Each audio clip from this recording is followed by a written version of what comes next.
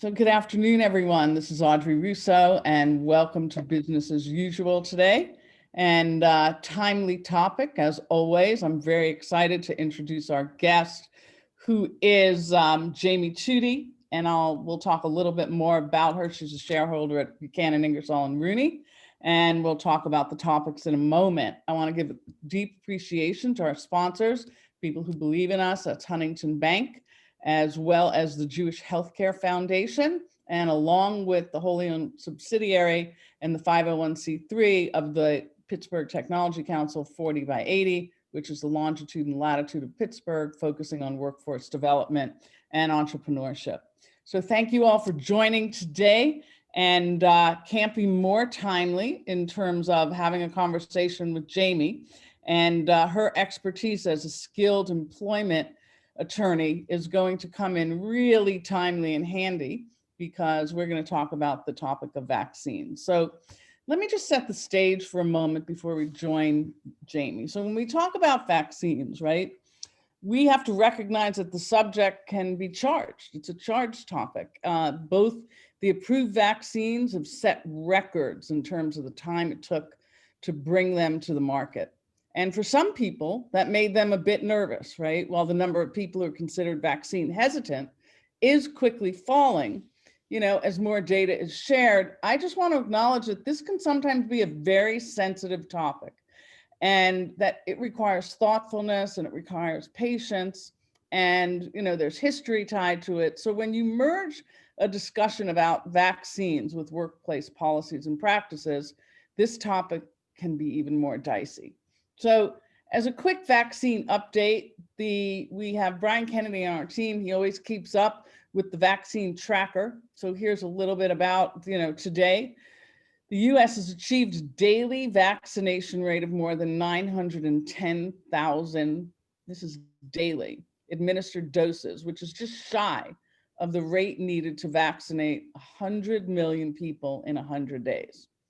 That's President Biden's stated goal. That's his intention. So while the vaccine has been scarce recently, based on President Biden's executive orders that he will sign today and current trends, we anticipate that more and more availability of the vaccine in the coming weeks and months. And I can tell you personally, I am very excited by that and anxious and wanting to get that vaccine.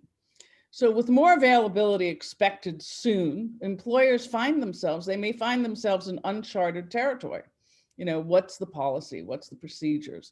And that's what this session is intended to be about. We're not so much about the discussion about what an employer should do, but more about what they absolutely should not do to remain compliant with state and federal laws, and what they can do. I think that's really important in the context of the guidance they're receiving from regulatory authorities.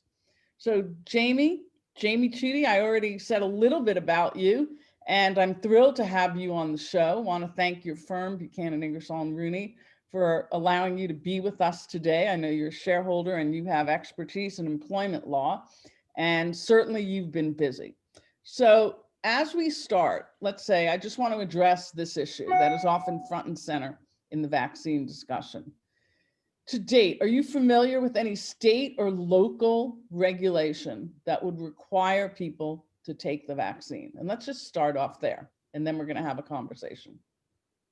At this point in time, I'm not aware of there being any kind of state or local or federal mandate requiring the vaccination.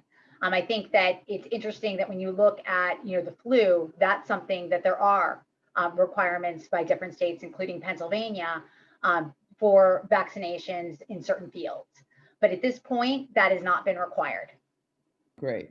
So some employers, and you can see my misbehaved puppy in the background, and I deeply apologize, are guided by an interest in the welfare of their employees. We care, right? We, may want to offer encouragement or even rewards or incentives for employees to take the vaccines. What are some considerations? Is that the right thing to do? What should we take into account when they start to tread into this space? Right. So I think that, each employer needs to be looking very much at their individual circumstances. Governor Wolf's order is still in effect about teleworking, unless it is impossible. And so as a result, many employers are still having their employees working from home. And so really to rush and to make certain requirements, if employees are not even in the workplace, that's something that needs to be really thought through, particularly when it's very difficult at this point for everyone who may want to be able to get the vaccine. So I do think that employers need to be thinking through, kind of their plan as to what, from a business necessity standpoint, how they're going to be bringing employers back into the workforce. I think a big question that a lot of employers are struggling with is who do they need to have come back into the workplace? And then even the timing on that. We do have still a lot of orders that are in place. And I don't know that we can in any way interpret that because vaccines are available for certain employers and are going to be in the coming days, that's going to necessarily be a panacea, though, to eliminate some of the other precautions that need to be taken. Well, that takes me into a question that I anticipated asking you. In terms of remote work, right? We're at this inflection point, and it's not just in Pittsburgh; it's around the world, right? Where everyone is looking at this. But what we care about are the rules and regulations and the protocol for Pittsburgh and obviously for the United States, because many people are employing people remotely, even now for new hires. So people are actually either living other places or they're allowing their existing hires to live other places, at least for the foreseeable future. So, they're tackling, difficult decisions on positions, like who can come to work, who can become, what's permanent remote work, how to handle this whole, return to work for positions that might not be best for remote situations. And in the tech world, we have a lot of people who actually, while they can work remote, they still need to be in the office to actually touch things, particularly in our space where people are in information of things and they're working on autonomous vehicles and robots, et cetera. What are some of the legal considerations that need to be, reviewed as we start thinking about this and you start developing policies? No one here in our audience is an expert in this stuff. So we're seeking some guidance. Yeah, I think that one of the biggest issues that we have is that there's individuals who will fit into different groups, individuals who will have a preference to be working from home versus individuals who, because of medical conditions, may need to be working from home. And so that is a very serious consideration that employers have to be very delicate with, because obviously you want to be treating employees consistently. You don't have two employees who have the same job and one's permitted to work from home and one isn't. Right. But at the same time, you also really need to be looking at an individual circumstances and seeing if reasonable accommodations can be made.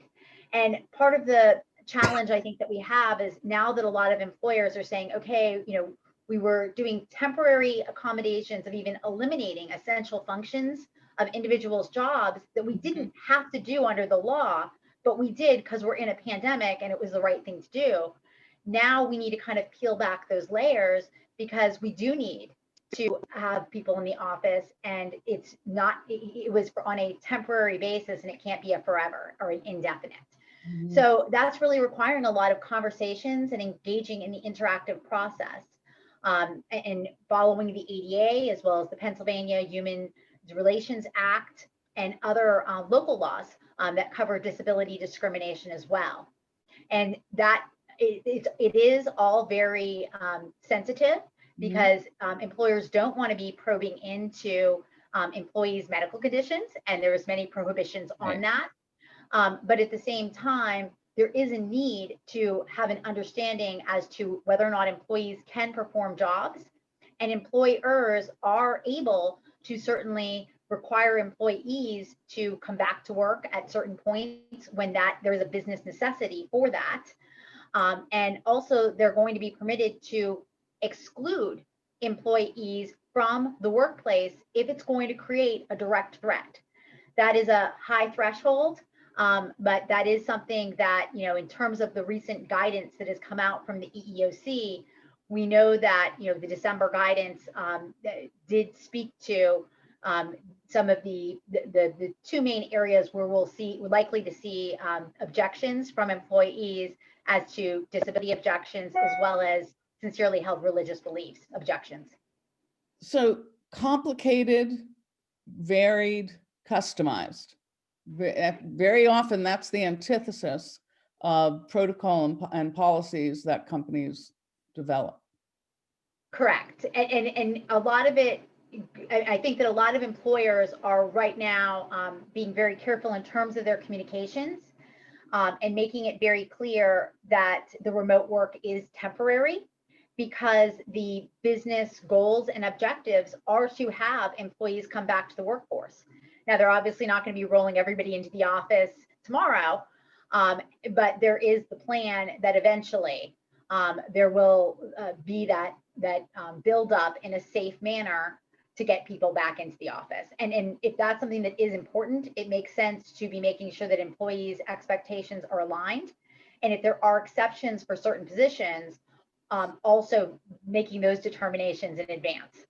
Okay, well, I just want to tell everyone, Jonathan Kirsting, I failed to intro him as I do every day. He is the Vice President of all things media and marketing. He's going to be monitoring the chat. So if there are questions that come through, please don't hesitate.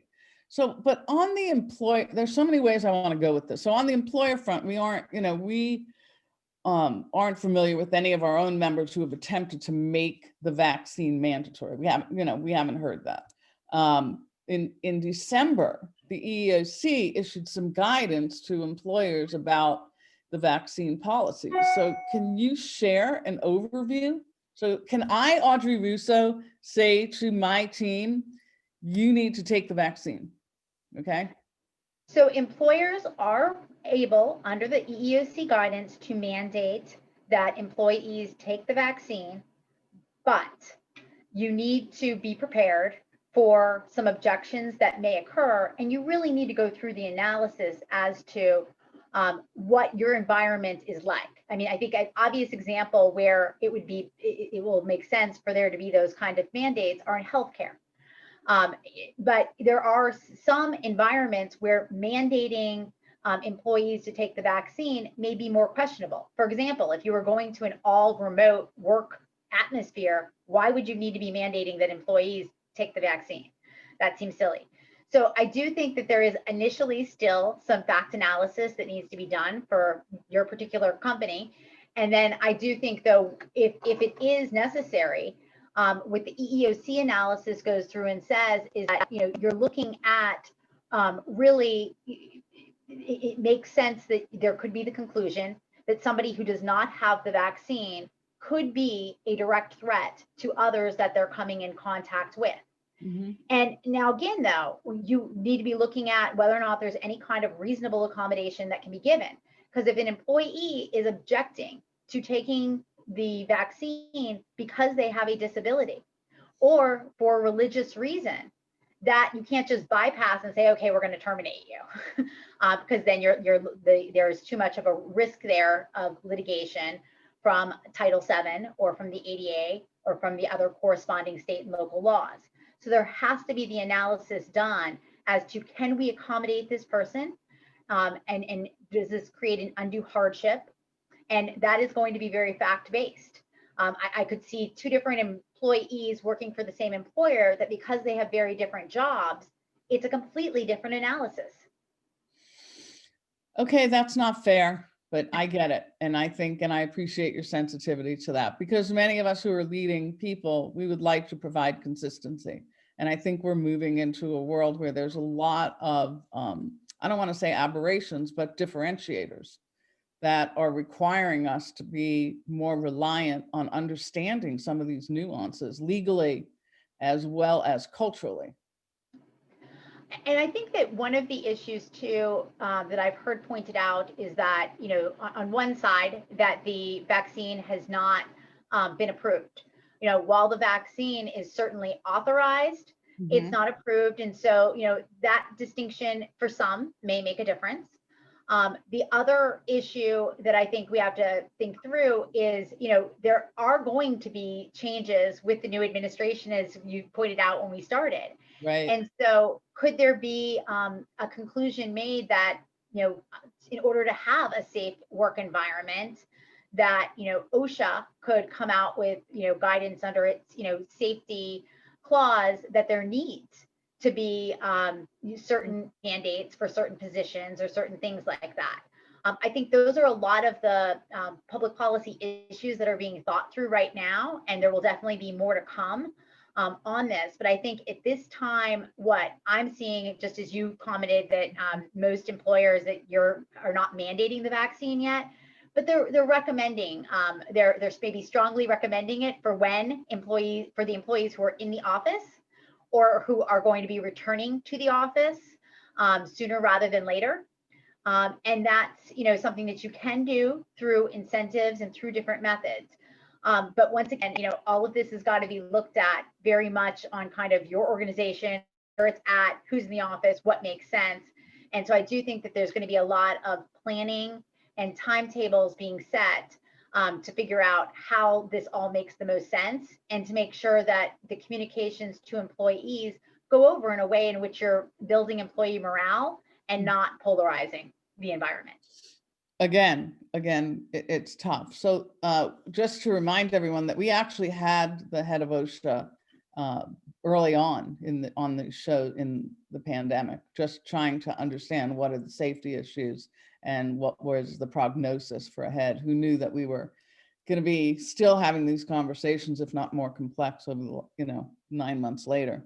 So what about travel? Like, let's say, the personal, right? We start to authorize travel. And are there any legal pitfalls that they should consider in terms of asking employees to become vaccinated or to provide proof of the vaccination before they're permitted to travel or when they return? And what about this in terms of personal travel, right? Right. We saw some of that. So can you speak to both of those issues? I can. And I think that, in terms of the personal travel, I don't see employers wanting to prohibit personal travel, but it can impact, especially for essential workers who are in the workplace, them having to comply with the governor's order related to the quarantine time period, and or getting the test.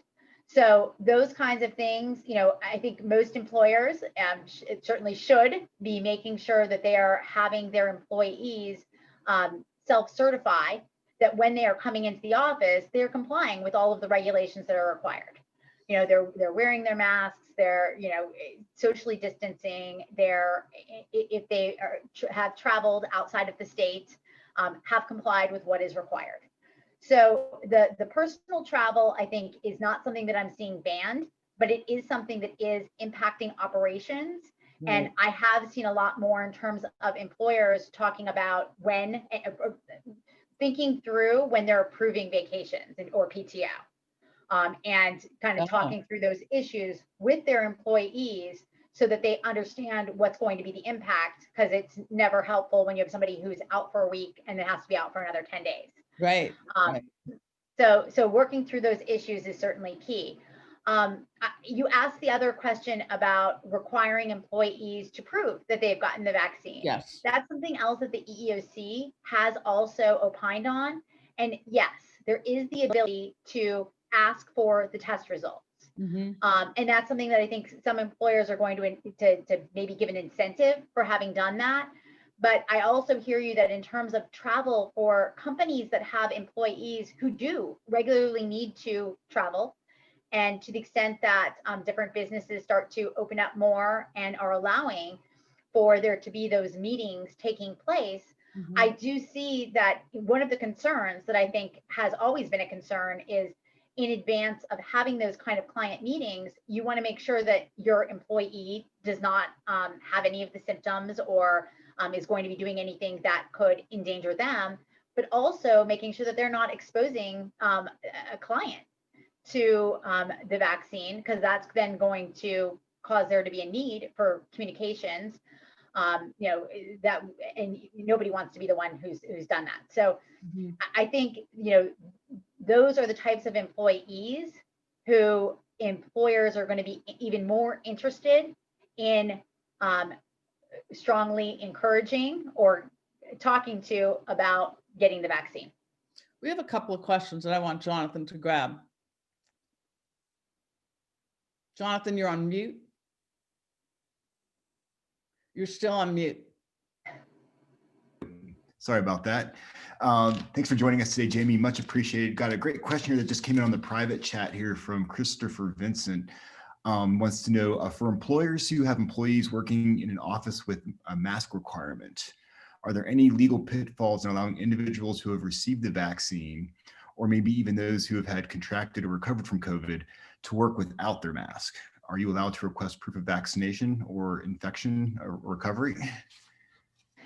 So you are able to request the proof of the vaccination, but I would be very hesitant to not be following the governor's orders at this time. I think that, until we have some clear exceptions, we should be following the orders.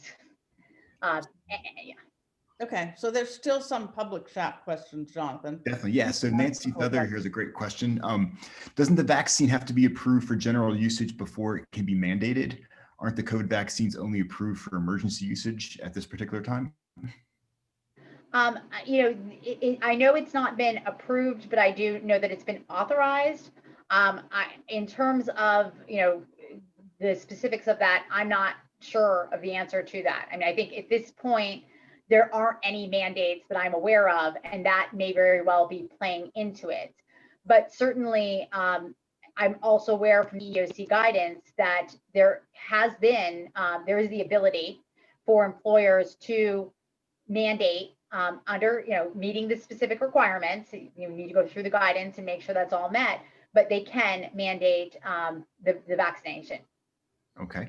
And I just got a new question in here on the private chat from Kelly Kramer. Wants to know, can coworkers ask who's been vaccinated and who hasn't on the staff? And what is a safe, acceptable way to share, if you can at all? Yeah, so, the EEOC has said that it's okay to ask for proof of vaccination, but I think you need to be very careful in terms of sharing any of this kind of information, because the follow-up questions that naturally will occur is, if somebody has not been vaccinated, they're going to ask why aren't you getting vaccinated? And so if you start then walking into questions about somebody's disability, even GINA can apply, that the federal law GINA, because of it genetic information can be touched upon in the sense that if you're asking questions that would show the manifestation of somebody having a condition, or family members of theirs having a condition, that's off limits to be talking about. So I do think that employers need to be very clear on respecting the privacy of, just like we wouldn't share an individual who has a medical condition that's requiring a reasonable accommodation, we should not be sharing this kind of information. Interesting. So what do you think? You think our laws are keeping up with the pace of change here? And, what are some of the legislative issues that you think are, might arise in the current, just in the next quarter? I don't even know. I think that it's going to be very interesting. I do think that, I don't know how immediate it is going to be, because I think there is still the need to be able to have the vaccine more available. And I know that there's obviously efforts being made, as you announced, to get it out there as quickly as possible. But I do think that we will be seeing more guidance coming from the EEOC. I do think that everything that I've said today is subject to there being changes. We do have the new administration. We do have a lot of these laws evolving. I do think that the privacy issues related to individuals who are objecting to taking the vaccine is a very interesting issue. And I do think that, there is a big distinction between somebody objecting for religious reasons or for disability reasons versus for social or political reasons. And so, employers are going to be in a unique and difficult position trying to wade through those waters. So, right. I mean, we're going to get it. I want to ask you one final question here, but you can imagine that if you're in a job where you have high touch, and that's, high touch to other humans, that if you're saying you're not going to take the vaccine because of those other reasons, that you're protected under the EOC, that puts you in really a tough situation as an employer to say whether or not you can actually keep that person if that's really the nature of their work. Right. And that's where, the Americans with Disabilities Act, I think, does give us a good framework, though. And this goes back to your previous question about kind of the keeping up with the law. I mean, the interactive process has always been around. It's always been very fact specific. And at the end of the day, though, employers do not have to employ an employee who is not qualified to perform the essential functions of their job. Right. Or who, by performing the essential functions of their job, is going to put somebody else in a direct threat. Right. And by a direct threat, I mean there's a substantial likelihood of their being harmed. So, in that kind of environment where there would be a high touch, that would be one where certainly it would be helpful if there were eventually to be some kind of litigation to have documented the interactive process. Mm-hmm. And really to having that discussion with the employee and perhaps even with their healthcare provider. That would all be through paper, not having a conversation with their healthcare provider, but being able to brainstorm on what are some potential reasonable accommodations. But if there are no reasonable accommodations that will allow that individual to perform the essential functions. Right.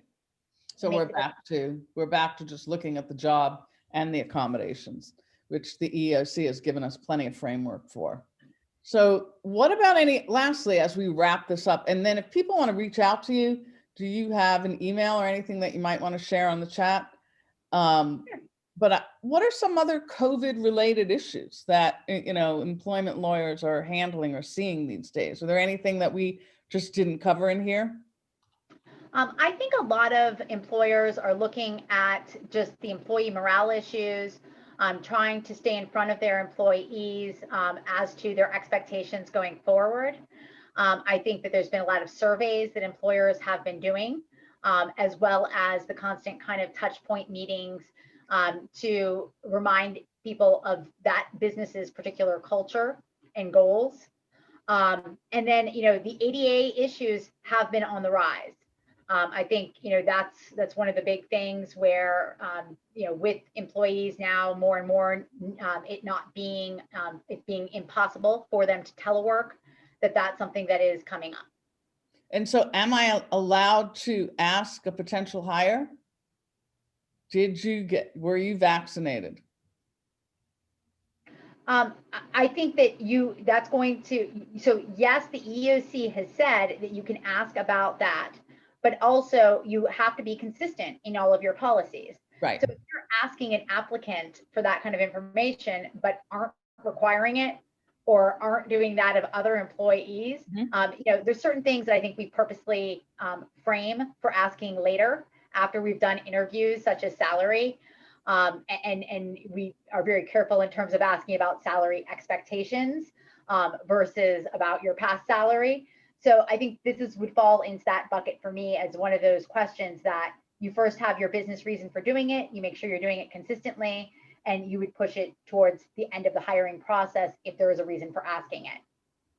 Listen, this is very complex, but in some ways you've given us some nice parameters that I think people can really think about in terms of the framework. If anyone has been leading people and running companies, they know the compliance for EOC, ADA, and those are great litmus tests for, as we start to move ahead. But we are in uncharted territory. We definitely are. So I imagine that you've been very busy, Jaime, during this period of time, and I cannot thank you enough for taking the time with all of us to sort of make us think about it, make us understand that there's really a lot of dimensions to this that we just haven't, we're in, like I said earlier, this is new ground for us. So all of us want to make sure that we're being fair and consistent, but we also want people to be safe. And that's what's just really, really important. So I want to thank Jaime Tuite. She put her info out there with Buchanan, Ingersoll, and Rooney.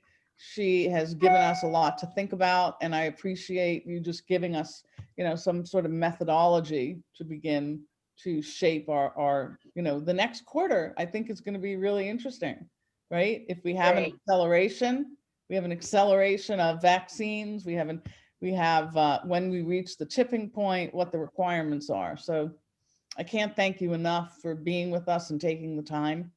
And I want to thank the Jewish Healthcare Foundation, Huntington Bank, and of course 40 by 80 for supporting this work. And tomorrow, I always have to say this out loud, what day of the week it is. Tomorrow, Friday, we have the leader, the president and CEO of Catalyst Connection, where they have been around for a long time doing a lot of work in manufacturing. And we're going to hear about the current state of manufacturing and some other work that they've been doing, particularly during this period of time. And that is Petra Mitchell. So I want to thank everyone for being here today. Again, can't thank Jaime Tuite enough for taking the time with us. And we will see you here tomorrow. See you guys.